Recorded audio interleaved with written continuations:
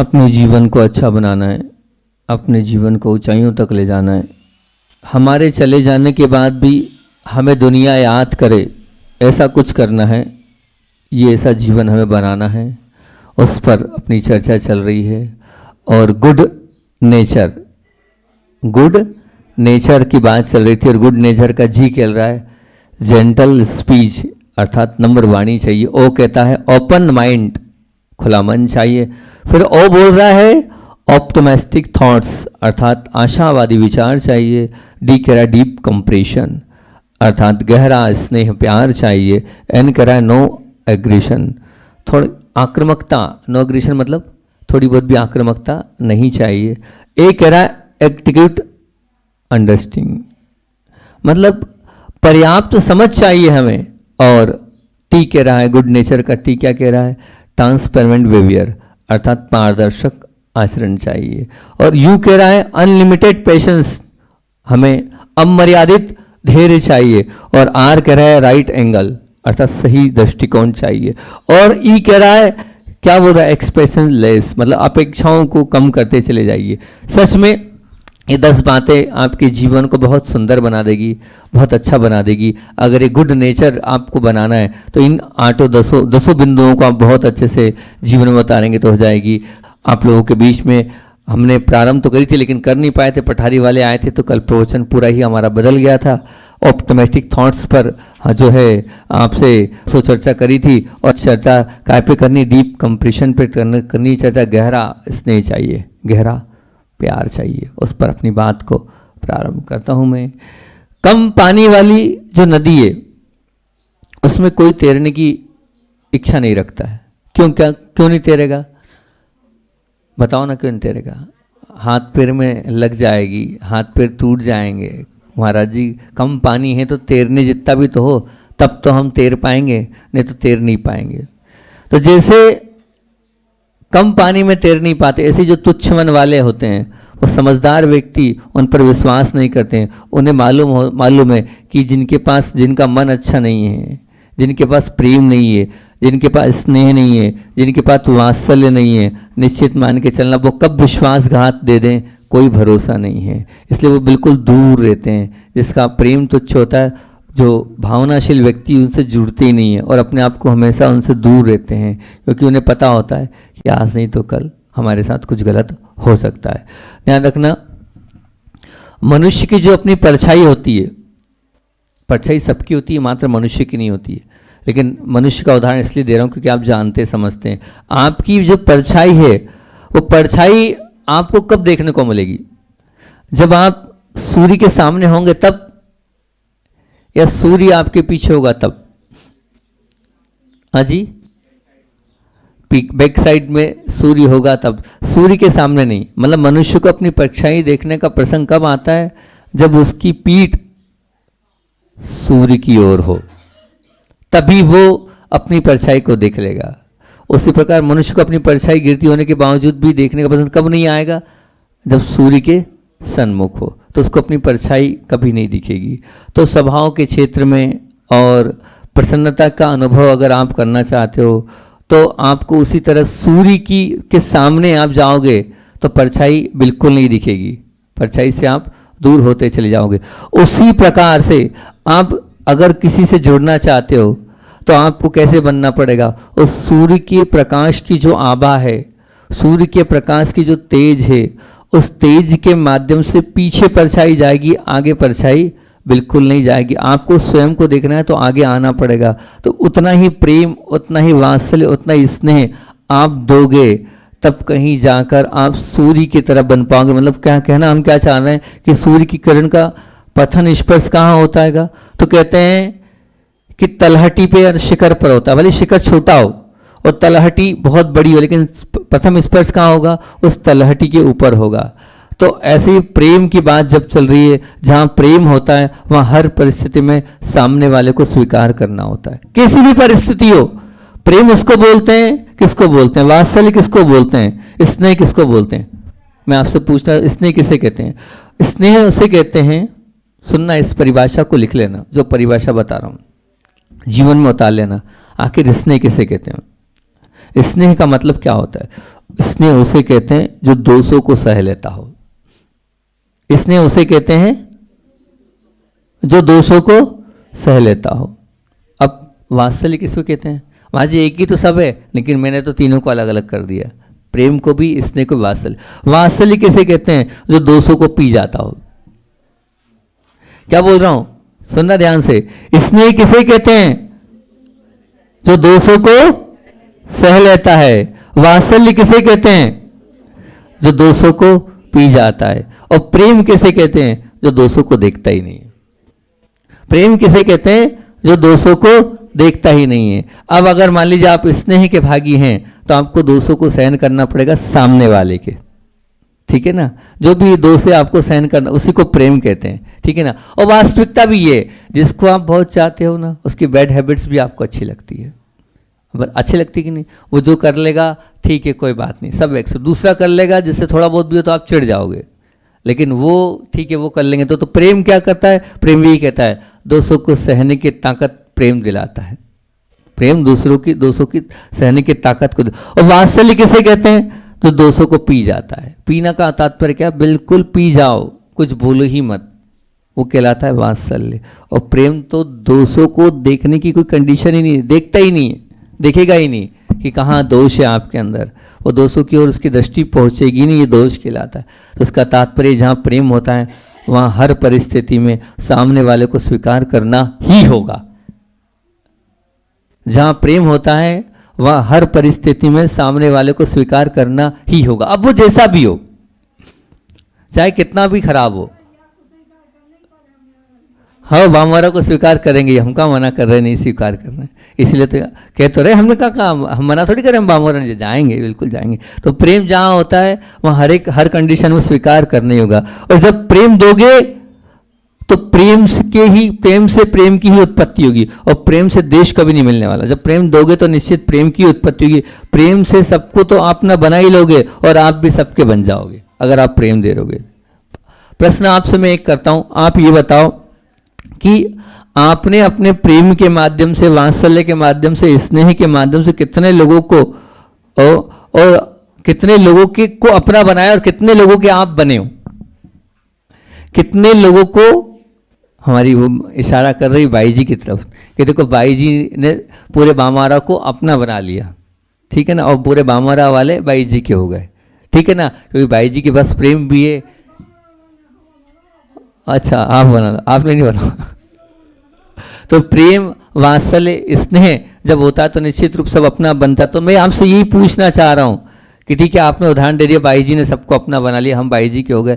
ऐसे ही मैं आपसे पूछना चाह रहा हूं कि आप अपनी लिस्ट तैयार करो कि मैंने प्रेम के माध्यम से किसको अपना बनाया, और मुझे कितने लोगों ने अपना माना, मुझे कितने लोगों ने अपना माना। पहले ये तो विचार करो कि मैं तो अपना मान रहा हूं, लेकिन वो मुझे मान पा रहे कि नहीं, उन्होंने मुझे एक्सेप्ट किया कि नहीं, उन्होंने मुझे स्वीकार किया कि नहीं। हे 10 20 25 10, हाँ,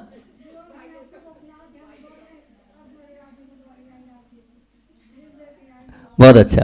तो हम भी यही चाह रहे हैं, ऐसे ही सबके लिए एकमात्र भाई जी आपके लिए आइडियल हो गई, बहुत अच्छी बात है। लेकिन आप अपना खुद का भी तो रेशो निकालो। मैं फिर बोल रहा हूँ कि आप रेशो निकालोगे तो हो सकता है आप निकालने बैठोगे तो हो सकता है गिनती निकालोगे तो परिवार के लोग भी शायद आपके अपने नहीं हो पाएंगे, दूसरे की तो छोड़ दो। हो सकता है आपकी पत्नी आपके लिए नहीं हो पाए, हो सकता है आपके बच्चे अपने लिए नहीं हो पाए, हो सकता है और गुड नेचर वाले की बात चल रही है, गुड पे डीप कंप्रेशन की बात चल रही है, डीप पर। तो जब तक आप गहरा स्नेह नहीं दोगे, जब तक आप प्रेम नहीं करोगे, जब तक आप वात्सल्य नहीं दोगे, तब तक आप गुड नेचर के मालिक नहीं बन सकते हो। आपको प्रेम बांटना होगा, प्रेम देना होगा, तब आप अच्छे नेचर के मालिक बन सकते हो, नहीं तो नहीं बनने वाले हो। ध्यान रखना, जैसे पैसे से पैसा कमाया जाता है, पैसे से पैसा बढ़ता है, ऐसे प्रेम से और प्रेम बढ़ता है। प्रेम से प्रेम निश्चित रूप से बढ़ता चला जाता है। प्रेम से कभी द्वेष नहीं आता है, ध्यान रखना, प्रेम से प्रेम बढ़ेगा। अगर लाख रुपए आपके पास है, उस लाख रुपए को आपने व्यवस्थित रूप से लगा दिया, उसका सदुपयोग व्यापार में या कहीं भी ऐसी जगह लगा दिया, तो उससे पैसा बढ़ेगा, कम तो नहीं होगा ना, बढ़ना ही। बस उसी प्रकार से अगर आपने प्रेम दिया तो निश्चित मान के चलना, उस प्रेम से पूरी दुनिया को आप अपना बना लोगे, आप सबको अपने लिए ले लोगे। तो मैं आपसे यही प्रश्न कर रहा हूँ कि आप इस चीज़ का हिसाब किताब तो बहुत है आपके पास कि मेरी इतनी दुकान है, मेरे पास इतना सोना है, मेरे पास इतने मकान है, मेरी इतनी खेती है, पर बस सिर्फ इतना पूछ रहा हूँ कि ये तो अचेतन धन आपके पास है, उसकी गिनती है। चेतन धन आपके कितने हैं, उसकी गिनती है? चेतन धन की गिनती कर लो ना एक आध बार कि हमारे चेतन धन कितने हैं, जो लगता हो कि ये मेरे हैं, जिनके हृदय में मैं विराजमान हूँ, है? इसकी गिनती तो लगा लो।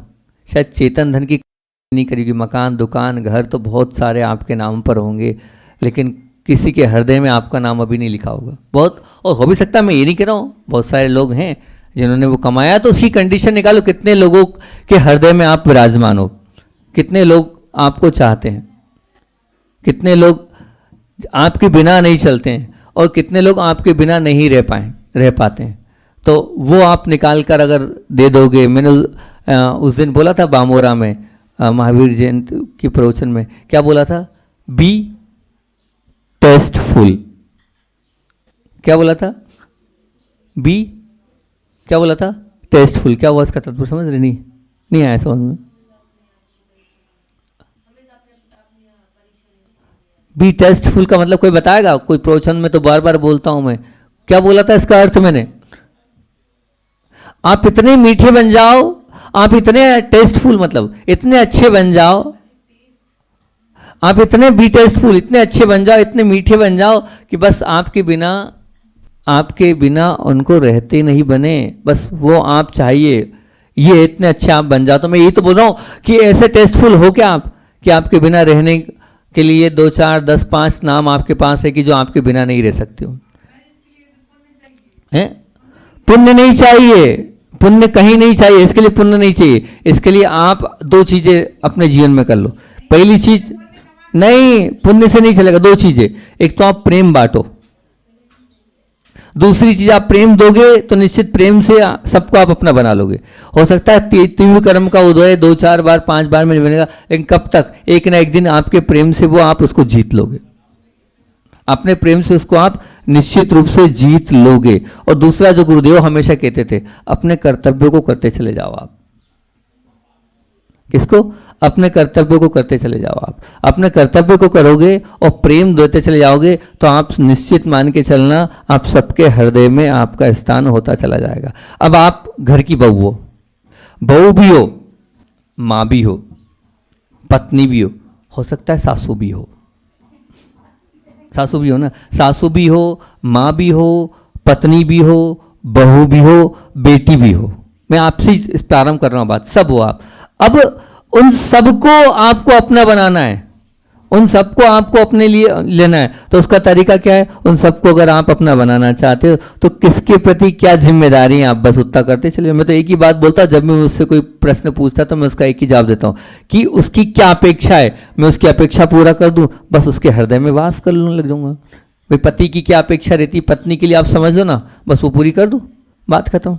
कि ये अपेक्षा होती है कि समय पर भोजन देना है, समय पर उनके लिए करना, वो करना, वो समझो, वो आपका मैटर है कि क्या कर्तव्य मेरा बेटी के प्रति है, मैं एक माँ हूं तो बेटे के प्रति है, मैं एक माँ हूं तो सासू हूं तो सासू के का बहू के प्रति क्या कर्तव्य होता है। बस आप डीप कंप्रेशन, यही तो गहरा स्नेह है। प्रेम में 2 चीज, एक तो प्रेम देते जाओ और एक आपके जो कर्तव्य हैं आप उन कर्तव्यों का निर्वाह करते चले जाओ। जहां आप अपने कर्तव्यों का निर्वाह करोगे तो निश्चित गुड नेचर के मालिक आप बन जाओगे। कोई बहुत बड़ी बात नहीं, गुड नेचर का मालिक बनना आपके स्वयं के हाथ में है। मैंने बांसा चतुर्मास में ये नियम दिया था, 2 नियम दिए थे और वहाँ के लोगों ने स्वीकार भी किए थे। बस आप तो अपने अपने जिनके साथ आप रह रहे हो उनके लिए आप अपने अपने कर्तव्य लिखो कि मेरे इनके प्रति ये कर्तव्य है, मेरे इनके प्रति ये जिम्मेदारियां हैं, तो आप निश्चित रूप से उनको अपना बना लोगे। पुण्य नहीं, इसलिए मैं कह रहा हूं पुण्य नहीं, पुण्य में नहीं, पुण्य मैं आपसे क्या कह रहा हूं, पुण्य अपने आप में है, लेकिन पुण्य के अलावा आप कर्तव्य करते चले जाओगे और प्रेम बांटते चले जाओगे तो उस कर्तव्य और पुण्य से वो जो आपका पाप कर्म का उदय वो पुण्य में बदल जाएगा। अगर आप कह रहे हो कर्म की बात कर रहे हो तो मैं निश्चित में मानता हूं, लेकिन आप अपनी ओर से अपना कर्तव्य करते चले जाओ और आप प्रेम बांटते चले जाओ। एक निश्चित ये मान के चलना, आज नहीं तो कल वो आपके लिए समर्पित हो जाएंगे। आप ये मत मानना कि नहीं हमारा तो पुण्य नहीं, वो हमें चाहते ही नहीं है, वो हमें मानते ही नहीं है, वो हमें जो है बिल्कुल भी कहना चाहिए कि हमें एक्सेप्ट ही नहीं करते, हमेशा वो हमेशा चिड़चिड़ा व्यवहार करते हैं, हमारे लिए गलत व्यवहार करते हैं। इस आप धारणा अपने मन से निकाल दो, ये हमारे अंदर है। हम अगर अपनी ओर से अपने कर्तव्यों की, अपनी जिम्मेदारियों को, आपसे स्वयं से पूछ रहा हूं ना मैं, जो व्यक्ति अपने कर्तव्य करते चलेगा क्या उसे दुनिया नहीं चाहेगी?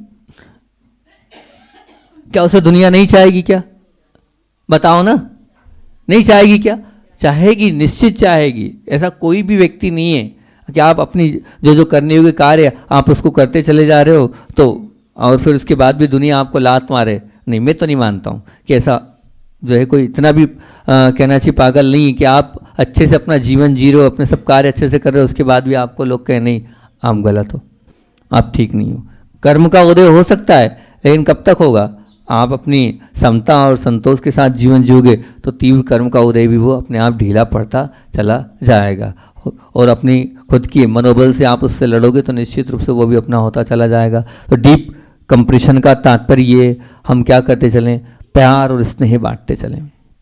जितना हम प्रेम देंगे उतना ही हमें प्रेम मिलेगा, उतने ही हम प्रेम के माध्यम से दूसरों को अपना बना सकते हैं, और जहाँ दूसरों को अपना बना लेंगे तो समझना हमने बहुत बड़ा कार्य अपने जीवन में कर लिया। बस आज हम यही कह रहे हैं कि हमने कितने लोगों को अपना बनाया प्रेम के माध्यम से, उनकी एक लिस्टिंग तैयार करना कि हमने इतने लोगों को अपना बनाया है प्रेम के माध्यम से। कुछ है किसी के पास? है तुम लोगों के पास 2-4 नाम कि हमने 2-4 लोगों को अपना बनाया है? एक भी नहीं है तो कैसा जीवन जी रहे हो आप? कुछ है 2-4 लोगों के नाम कि जिसको हमने अपना बनाया है? राग वाला नहीं, कर्तव्य वाला प्रेम की, हाँ बिल्कुल। अगर वो है तो निश्चित मान के चलना हमने अपने जीवन का बहुत बड़ा कार्य कर लिया है। नहीं तो जीवन तो सब जी रहे हैं, पशु भी जी रहा है जीवन, जीवन तो पशु भी जी रहा है, और वो अपना सुबह से शाम तक अपने जीवन को यापन कर रहा है। तो आप में फिर पशु में कोई अंतर नहीं रह जाएगा। अगर मैं भी बात, ये जीवन को अच्छा बनाने की चर्चा अपनी चल रही है, प्रवचन श्रृंखला चल रही है, तो जीवन को अच्छा बनाने के 3 बिंदु में एक बिंदु हमने ये देखा है, तेरे चले जाने के बाद भी तुझे दुनिया याद करे तो समझना तेरा जीवन बहुत अच्छा था। उसने सब कर्तव्य किए, क्योंकि आपने वो प्रश्न छेड़ दिया तो याद आ गया। उसने सब कर्तव्य किए, अपने पति का भी ध्यान रखा, ठीक है ना, और अपनी सास का भी ध्यान रखा, सब किया। सब करने के बावजूद भी वो जो इस प्रकार से उसके साथ बिहेव होता था बिल्कुल ठीक नहीं होता था। लेकिन उसे धर्म पर विश्वास था, उसे कर्म पर विश्वास था, 2 चीज पर विश्वास था, धर्म पर भी और कर्म पर भी। वो बार बार एक ही चीज बोलती थी कि मेरा तीव्र पाप कर्म का उदय है। क्या बोलती थी? मेरे तीव्र पाप कर्म का उदय, इसलिए मेरी सासू मुझसे विपरीत है। मेरी सासू है तो बहुत अच्छी, पर मैं क्या करूं, कुछ ना कुछ ऐसा पूर्व कर्म का बंधा हुआ है, इसलिए मुझे मेरी माँ चाहती नहीं है। पर मुझे विश्वास है आज नहीं तो कल कभी ऐसा मौका आएगा कि वो मुझे वात्सल्य देगी, मुझे स्नेह देगी। ठीक है, अब योग संयोग की बात है, जब भाव अच्छे होते हैं, परिणाम अच्छे होते हैं, परिस्थिति ऐसी बनी कि सासू माँ तो बहुत अच्छी थी, है ना, और यहाँ तक कि महिला मंडल की अध्यक्ष थी। अब नाम वाम नहीं लूँगा मैं, अच्छा नहीं किसी का नाम, महिला मंडल की अध्यक्ष थी, सब बढ़िया, सब कुछ अच्छा, और उन्हें एक बीमारी हो गई। अब वो जो बीमारी हुई, उस बीमारी में, अब जब बीमारी होती है तो ध्यान रखना, सुख के साथी तो सब होते हैं, लेकिन दुख का साथी, दुख में साथी कोई नहीं होता है, ध्यान रखना। अब सुख के साथी सब होते हैं। बीमारी कुछ इस प्रकार से हुई, उस जो बीमारी हुई वो बीमारी तीव्र कर्म के उदय से हुई, तो अब कोई उस बीमारी में साथ रहना नहीं, सेवा करना नहीं चाहता है। मतलब बीमारी उसको कहते हैं कि जो कहना चाहिए कि सोराइसिस बोलते हैं उसको। सोराइसिस एक ऐसी बीमारी होती है, स्किन डिसीज वाली बीमारी होती है, और बड़ी ख़राब बीमारी होती है। उसमें आज व्यक्ति अपने पास भी बिठाना नहीं चाहता है, इस प्रकार से उसमें स्किन से वो निकलते हैं। अब वो बीमारी हो गई, लेकिन उस बहू ने क्या किया, दुनिया तो खुद का पति, खुद का बेटा दूर कर रहा है, खुद का पति दूर कर रहा है, खुद की बेटी सेवा करने को तैयार नहीं है, अपना खून सेवा करने को तैयार नहीं है। ये परिस्थिति बनी बेटी की। वो बड़ी आश्चर्य कर रही है कि मेरी बेटी मेरी सेवा नहीं कर रही, मेरा बेटा मेरा सेवा नहीं कर रहा है, मेरे पति मुझसे दूर भाग रहे हैं, क्योंकि वो इस प्रकार की बीमारी होती है कि यहाँ तक कि उनको तो आहार देने तक की पात्रता नहीं होती। सोराइसिस बीमारी वालों को आचार्य श्री जी आहार नहीं लेते हैं, मतलब उनको आहार देने की पात्रता नहीं होती।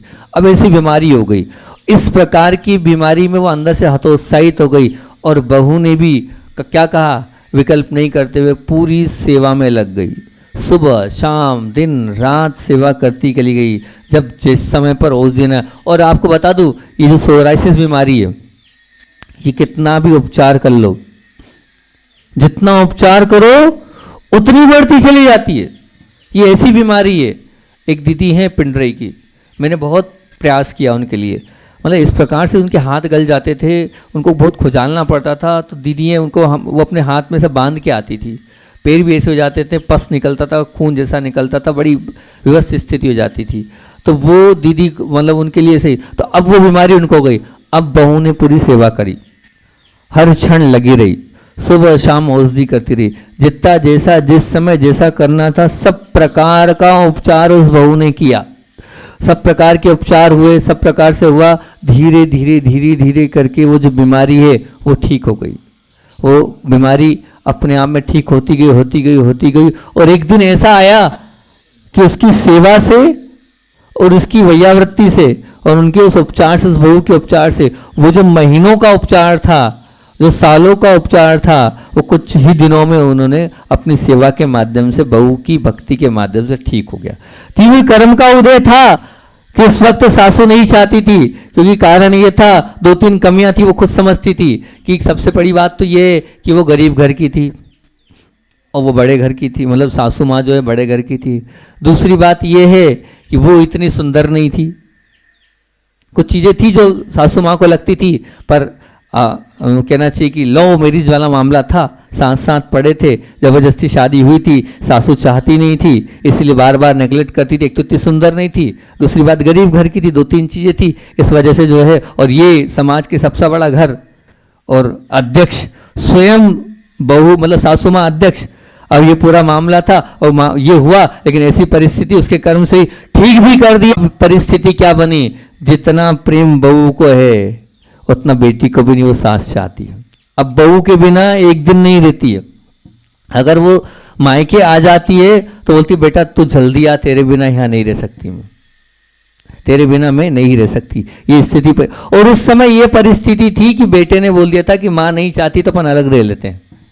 क्या बोला, बेटे ने बोल दिया माँ नहीं चाहती, बार बार लड़ाई झगड़ा, तेरे को चिल्लाती है, इस प्रकार से बोलती है, मुझे पसंद नहीं आता है, अपन एक काम करते अलग हो जाते हैं। तो बहू ने क्या बोला, वो जो भी कर रही मेरे कर्म का उदय है, आज नहीं तो कल सब अच्छा हो जाएगा, सब अच्छा हो जाएगा, सब अच्छा हो जाएगा। जबकि 10 लोगों के सामने अगर सास अपनी बहू को डांटे और चिढ़कर डांटे तो बहू क्या सहन कर पाएगी, पता ना कर पाएगी आज की लड़की। लेकिन उस लड़की ने सहन किया, क्योंकि वो गुरु से जुड़ी थी और वो धर्म से जुड़ी हुई थी। उसे विश्वास था मेरे कर्म का उदय ठीक होगा होगा होगा। उसके उस विश्वास ने ठीक बहू सासू को अपना बना लिया। अब क्या है, वो वही बहू थी जो कोने में पड़ी रहती थी, जिसकी कोई पूछ परख नहीं होती थी, आज वही बहू है जो आज पूरे घर पर राज कर रही है। तो मैं अपनी आप बीती आपके सामने रख रहा हूँ। दीक्षा के पहले हम लोग संघ में थे, ब्रह्मचारी थे, तो पूज्य सागर जी महाराज जी ने हमें सबसे सीरियस केस दिया। बोले ब्रह्मचारी जी आपको सबसे सीरियस केस सौंप रहे हैं। विमल सागर जी महाराज जी बोले अपने संघ के अस्वस्थ साधु हैं और इनको बहुत अंतराय आते हैं, हम ये महाराज जी आपको दे रहे हैं, आपको इनके रोज आहार कराने जाना है। मैंने कहा जो आ गया महाराज जी। प्रतिदिन आहार कराने जाता था, मैं बहुत प्रयास करता था, फिर भी बड़ी मुश्किल से उनके अंतराय बचा पाता था, लेकिन हमेशा लगा रहता था कि इनको अंतराय नहीं आए, इनको अंतराय नहीं आए, और वो अस्वस्थ रहते थे बहुत ज़्यादा। तो पूरे ब्रह्मचर्य अवस्था में उनके बहुत अच्छे से आहार कराने का प्रयास किया मैंने, उनकी सेवा करने का प्रयास किया। मैं बता रहा हूँ कि देखो कैसा मिलता है परिणाम। हुआ ये योग संयोग की बात है, हमारी दीक्षा हुई और दीक्षा होने के बाद हमारे लिए अमरकंटक में कुछ खाने में ऐसा आ गया जिसके माध्यम से पूरे शरीर में इतने इतने बड़े बड़े फोड़े हो गए। हम लेट भी नहीं पा रहे थे, हम बैठ भी नहीं पा रहे थे, ये स्थिति थी हमारी। इतनी स्थिति ऐसी थी, वेदना इतनी होती थी। अब उस समय आचार्य भगवंत भी उस चीज को लेकर बड़े चिंतित थे। जब पता किया, सबने एक ही बात बोली कि उसका कोई इलाज नहीं, सबको सुई लगाओ और फोड़ो। तभी कुछ हो पाएगा, नहीं तो नहीं हो पाएगा। आचार्य चिंतित थे, स्वयं चलकर, वो मैं इस कोने में संत भवन में, वो उस कोने में, चलते चलते स्वयं आचार्य भगवान आए। आचार्य भगवान स्वयं चलते चलते आए और आने के बाद जब मैं उठा तो उन्हें, वो उठो नहीं, मेरी स्थिति इस प्रकार की थी नहीं। और फिर उन्होंने हमसे कहा, देखो दुर्लभ सागर जी, आत्मा अलग है और शरीर अलग है, इसलिए तुम्हें विकल्प बिल्कुल नहीं करना है ना। अपने को इनको धीरे धीरे करके अलग करना पड़ेगा। इसका जो पानी है, सब में पानी भर चुका है, इसको फोड़ना पड़ेगा, तब कहीं अपन ठीक हो पाएंगे। आपको विकल्प तो नहीं होगा। तो मैंने आचार्य से कहा, मुझे काय का विकल्प, जो आपको करना हो वो तो आप जाने। बोले हाँ ठीक है। तो फिर उस वक्त बुलाया, प्रसाद सागर जी को बुलाया, वहीं सब प्रणब सागर जी थे और भी महाराज जी थे। सब ने धीरे धीरे कर करके एक एक छाल, वो आचार्य श्री जी हमें स्टोपदेश की गाथाएँ सुनाएं, और मतलब वो सुना तो हमें रहे, वो यूँ करते, जैसे एक एक सुई लगती जाती तो यूँ करते जाते थे, वो उनको तकलीफ होती थी, थोड़ा सा धीरे करो, और फिर हमसे बात करते रहे, एक एक करके पूरे छाले हमारे फूटते चले गए। पूरा उन्होंने ध्यान रखा। अब जो डॉक्टर ने कहा कि ये जो छाले हैं, इन सबके घाव भरने में कम से कम 20 से 25 दिन लगेंगे, पर अगर ट्रेसिंग अगर अच्छे से हो गई, दिन में 4 बार इस पे ये जो है उपचार हो गया, हो सकता है जल्दी हो जाए। तुरंत विमल सागर जी महाराज जी अस्वस्थ थे। आचार्य श्री जी, मेरी भावना है ये काम मैं ही करूँगा। तो बोले आप खुद तो, बोले नहीं ये काम मैं ही करूँगा, इसलिए मैं आपसे चाहता हूँ आप आशीर्वाद दो, मैं दिन में 4 बार महाराज जी की जो है ड्रेसिंग करूँगा, मेरी ये भावना है, और सब मैं ठीक कर दूँगा। तो आचार्य जी ठीक है, करने दो, अच्छा है, वैयावर्ती करने से इनका भी जो है पुण्य बढ़ेगा और ये भी स्वस्थ होंगे। आचार्य श्री जी ने आशीर्वाद उनको दिया, हाँ ठीक, बहुत अच्छी बात है। अब वो दिन में 3 बार बोला था, वो 5 बार आके करते थे, सुबह से लेकर शाम तक। जो उनने कहा था 20 से 25 दिन लगेगा, अब मानना क्या अतिशय हुआ। उनकी भी भावना, उनकी वैयावृत्ति करने से वो जो घाव जो नहीं भरने थे, डॉक्टर आश्चर्य कर रहा था, 7वें दिन पूरे भर चुके थे। 7वें दिन 8वें दिन पूरे भर चुके थे वो घाव। तब उनने ये बोला, तब मुझे लगा मैंने सेवा करी थी, उनकी वैयावृत्ति करी थी, उसका परिणाम है कि ये जो है इनने मेरी सेवा करी, और से टिट फॉर टिट। अगर आपने सेवा करी तो निश्चित आपकी सेवा होगी, आपने सेवा करिए तो निश्चित आपकी सेवा होगी। इन्होंने जो चीज़ डॉक्टर साहब कह रहे थे 20 से 25 दिन मिनिमम लगेंगे इतने घाव भरने में, उन्होंने 6 से 7 दिन में पूरे भर के कंप्लीट हो गए। दिन में 5 बार वो सेवा करने हमारी आए। तो ये निश्चित मान के चलना, अगर आप दोगे तो निश्चित रूप से आपको मिलेगा। ये मत मानना कि नहीं मिलता है। ये मैंने खुद ने, आपने बोला मेरी बीती है, तो मैंने भी आपको अपनी बीती आपके सामने रख दी हैगी। आचार्य भगवान की बात रखकर समय हो गया, अपनी बात को विराम करता हूँ। कल अपन बात करेंगे, नो अग्रेशन है। अच्छा, पूज्य गुरुदेव की वैयावर्ती करने के लिए हम सभी लोग जाते थे, ऐसे ही कुछ गए आचार्य श्री के पास सेवा के लिए, और हमारे प्रसाद सागर जी महाराज जी जो है ऐसी घी की एक शीशी लेके गए। आचार्य श्री ये देख रहे हैं आप, पीला पीला देख रहे हैं आप, ये जो पीला पीला घी है इस गाय का है, गिर गाय का घी है, मीनावारा की बात है, और वो भी कांच की शीशी में रखा हुआ है। अच्छा जी, कांच की शीशी में घी का महत्व और बढ़ जाता है। अमाना ये ताज़ा सुगंधित घी, हजारों रुपए किलो में भी ये घी आपको कहीं नहीं मिलने वाला है। अच्छा इसी, और ये चाहता है, ये घी चाहता है सिर्फ और सिर्फ आपके मस्तक में, समझना, हजारों रुपए किलो में भी ये नहीं मिलेगा। ऐसा उसका प्रचार प्रसार करने लगे प्रसाद सागर जी। तो उन्होंने, आचार्य श्री जी ने बड़ी अच्छी बात बोली, तुम्हारा हजारों रुपए किलो का घी, मेरा सिर करोड़ों का हैगा। सुनना, करोड़ों का है। इसमें क्या अध्यात्म दिया उन्होंने। तो फिर प्रसाद सागर जी ने बोल दिया, अरे आचार्य श्री करोड़ों का नहीं, आपका सिर तो अरबों का है, आपका सिर तो अरबों का है। अरबों का नहीं है, बोले करोड़ों का ही है। अरबों का नहीं है, बोले करोड़ों का ही है। तो हम सब समझ नहीं पाए, अरबों का नहीं करोड़ों का। बोले मैं 3 कम 9 करोड़ मुनिराजों में आता हूं ना, मैं 3 कम 9 करोड़ मुनिराजों में आता हूं ना। बोले इसलिए करोड़ों का अरबों का कैसे कर रहे हो, अरबों मुनिराज ही नहीं होते, करोड़ी मुनिराज होते हैं। बोले आचार्य भगवान विद्यासागर जी महामुनिराज की